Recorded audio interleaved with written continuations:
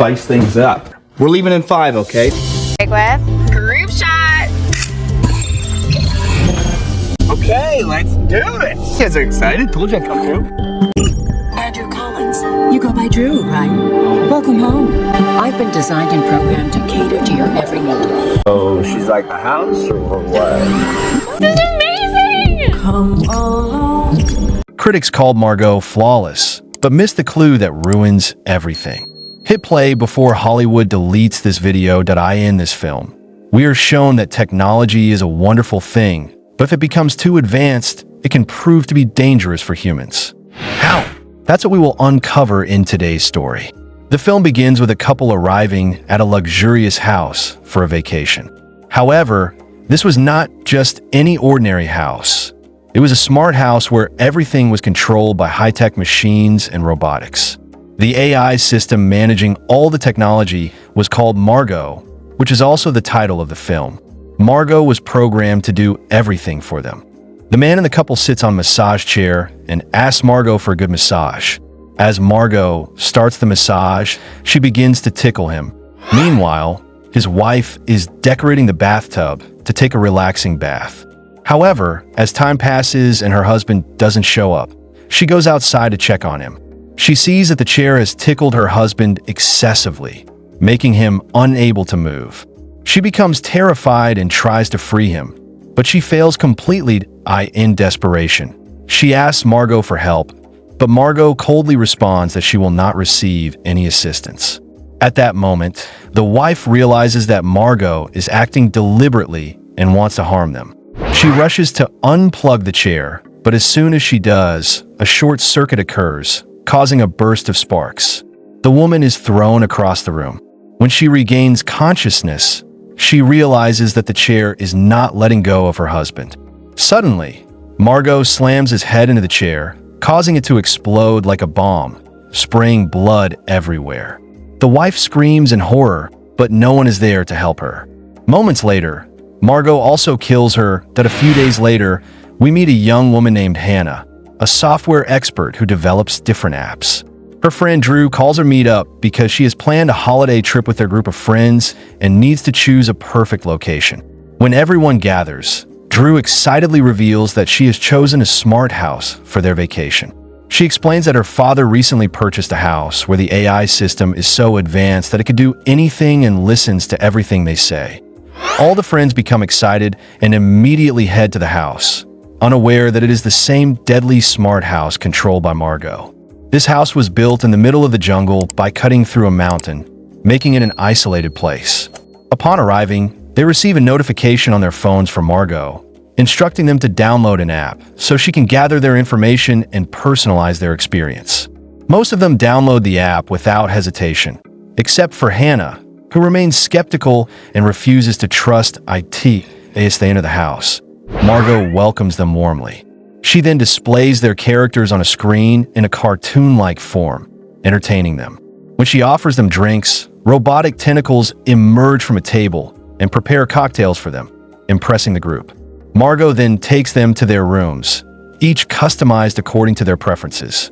Lexi, a social media influencer, finds a room filled with all the apps she loves, making her ecstatic. Hannah, however, finds her room plain and lacking technology because she hadn't installed Margaux's app.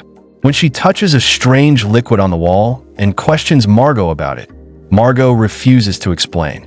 That night, while the friends are enjoying a bonfire, Lexi remains in the pool using her apps.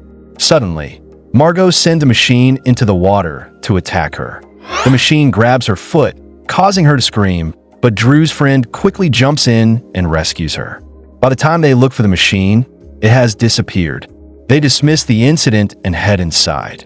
Hannah and another friend explore a strange room where Margaux creates immersive illusions based on their imaginations. The two are fascinated and thank Margaux for the experience. Later, the group plays Truth or Dare, and when Hannah refuses a dare, Margaux takes over, creating two clones of Drew's friends using a mysterious liquid.